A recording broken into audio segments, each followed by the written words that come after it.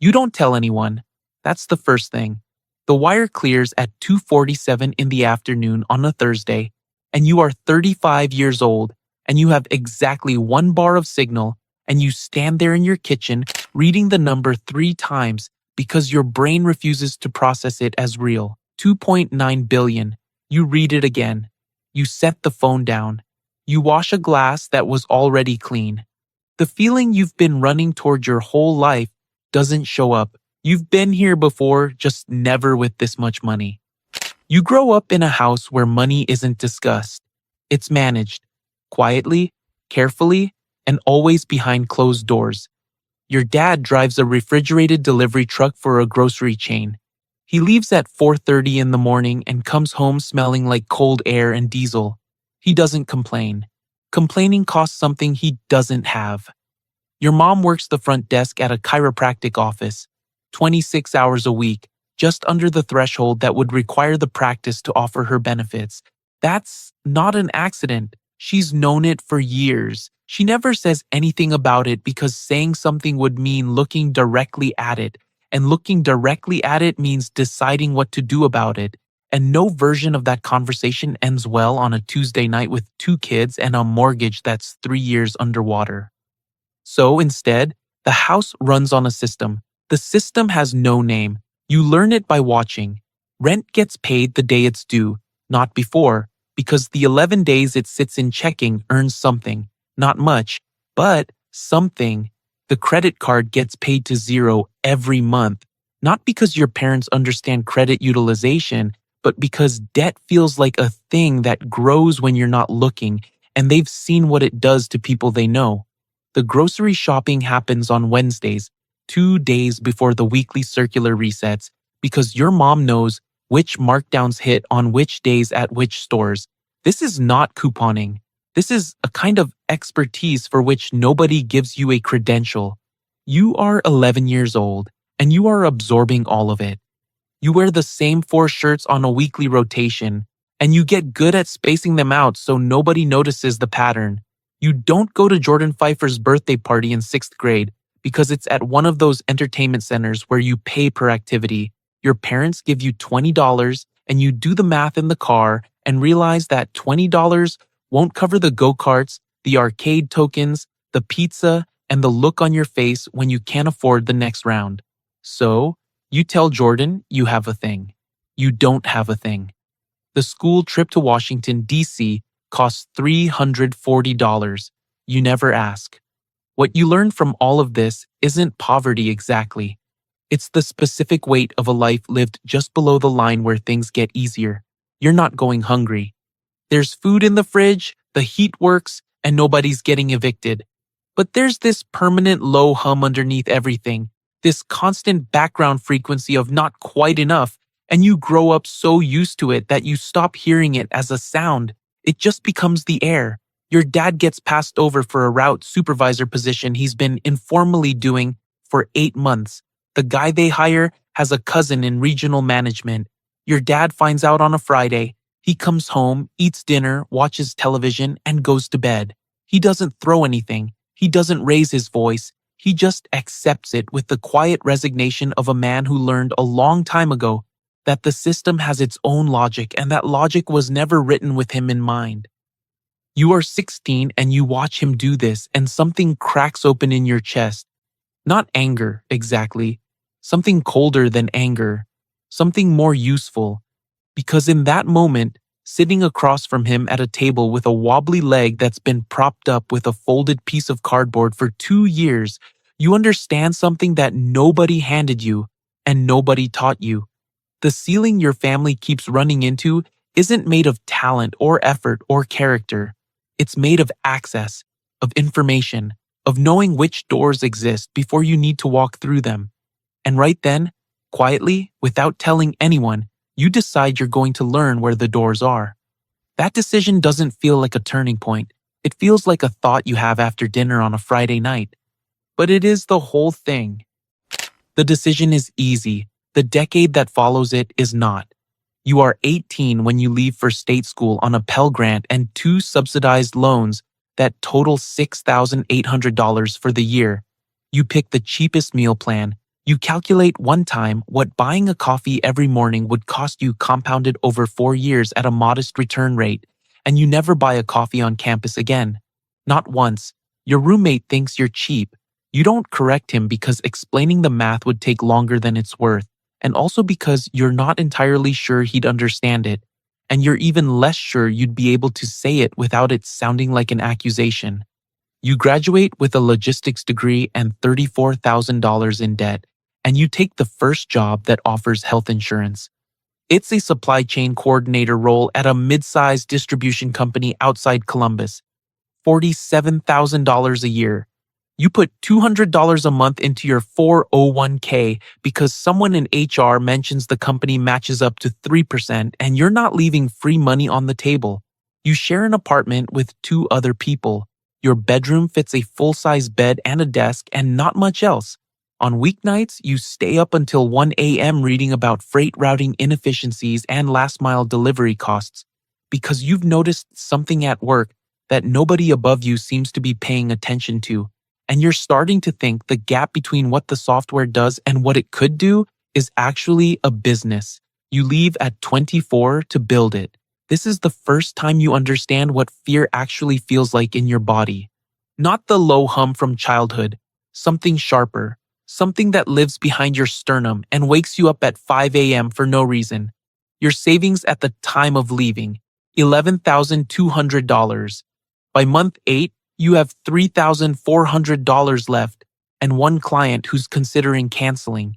You take a part-time logistics consulting gig to cover rent, and you work on the product at night and on weekends and during your lunch breaks, sitting in your car in a parking garage because the consulting office is too loud and your apartment has no air conditioning and it's July in Ohio and heat makes it hard to think. You eat a lot of rice, not because you can't afford other things, but because the mental energy of deciding what to eat feels like a luxury you can't afford right now. The client doesn't cancel.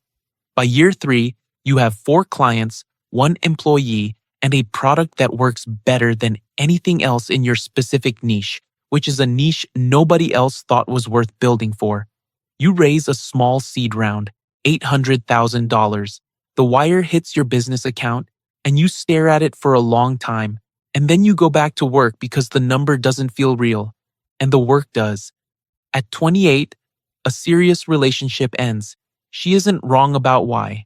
You were there, but you weren't present.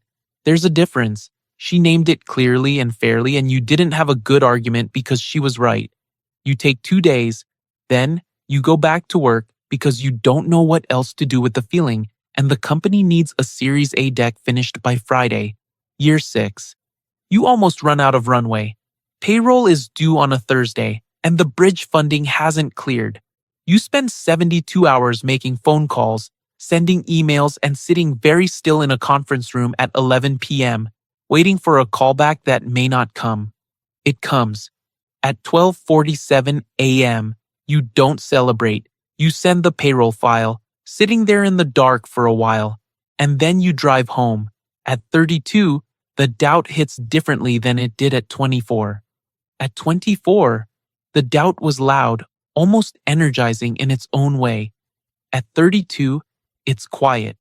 It sits with you at breakfast. It doesn't argue. It just asks, very calmly, whether the people who stayed were actually smarter than you, whether the mortgage, the weekends, and the ordinary comfort your old roommate has now is actually the more honest answer.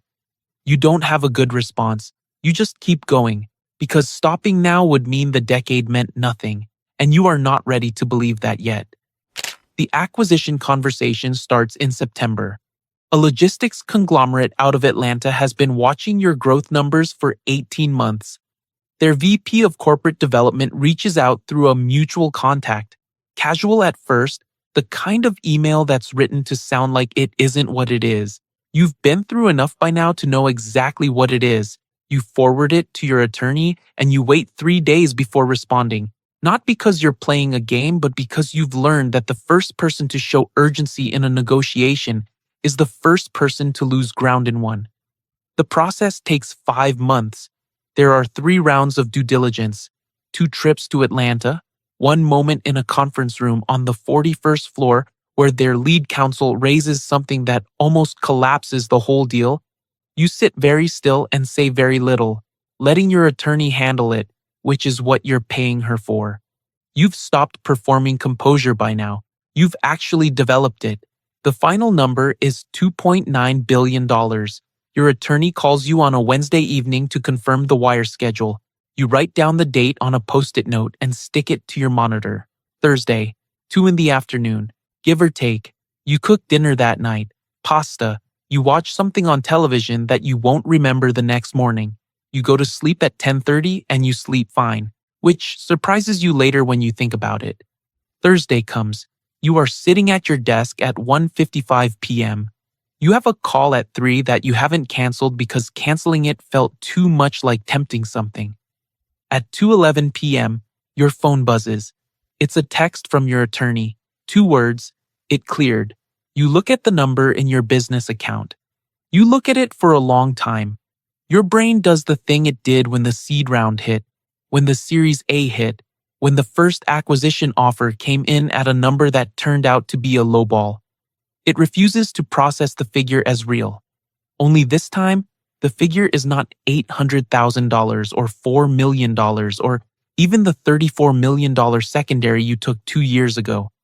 This time, it's $2.9 billion and your brain simply doesn't have the architecture for it. You set the phone down face up this time. Then, you turn it face down. Then, you stand up and walk to the kitchen, fill a glass of water, and drink it standing at the sink, looking out the window at the parking lot of the building across the street. A man is loading groceries into a Subaru. He's struggling with a bag that's too full, and he keeps trying to find a way to make it fit, and eventually he just puts 3 things in a separate bag and closes the trunk. He has no idea what just happened in your kitchen. The parking lot doesn't know. The building across the street doesn't know. The city doesn't reorganize itself around what just cleared in your account at 2:11 p.m. on a Thursday.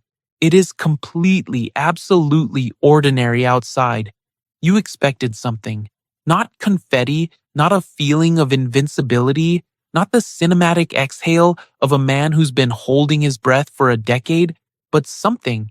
Some signal from the universe that the distance you traveled was real, that the relationship you didn't save and the funerals you almost missed and the 72-hour payroll crisis in year 6 and the rice and the parking garage in July actually added up to something that the world would acknowledge in some small, quiet way.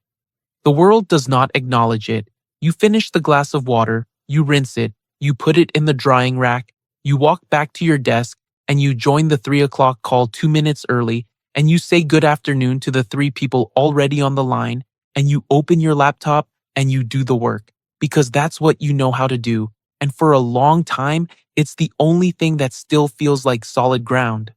The Monday after the wire clears, you have a meeting with a wealth management team. There are 4 of them. They sit across from you in a conference room that smells like leather and climate control. They use words like capital deployment and tax advantage structuring and philanthropic vehicles. They are very calm and very expensive and very good at making you feel like you should already know what they're talking about. You take notes. You ask questions that you can tell slightly surprise them. Afterward, one of them shakes your hand and says, "You're very grounded for someone in your position." And you smile and say thank you. And you don't tell him that grounded is just another word for where you started. By February, you have a security protocol, a PR firm on retainer, an assistant who manages a calendar so dense that your own mother needs a 2-day notice to get 30 minutes with you. You are living inside a structure that was built to protect you, and it does protect you, and it also makes you feel, on certain Tuesday mornings, like you are a very important thing, being stored in a very secure location. Thanksgiving comes. Your sister picks you up from the airport in her 2014 Kia Sorento with the cracked rear bumper she's been meaning to get fixed for 8 months. The heat in the back seat doesn't work on the passenger side. You sit up front. She plays a playlist from 2009 and sings along without any embarrassment. You watch her, and you feel something you don't have a clean word for. Not pity, not nostalgia, something more complicated. Something that lives in the space between loving a person completely and knowing that your daily reality and hers now exist on different planets that happen to share a Thanksgiving table. The table itself is the same, slightly uneven, same as always. Someone has put a folded piece of cardboard under the short leg, the same solution as the one your family used 30 years ago. And when you notice it, you have to look away for a second. Your mom looks older, not dramatically older, just the specific kind of aging that happens when a person has been carrying low-grade financial stress for 40 years, and the carrying finally starts to show up in the body. You watch her check the price on a container of whipping cream at the grocery store on Wednesday morning, put it back, check it again, and put it in the cart. Currently, grocery prices are running nearly 22% higher than they were 5 years ago. You know this. She knows this differently. You could write a check before dinner that would end every financial concern she will ever have for the rest of her life. You know the number. You've thought about it.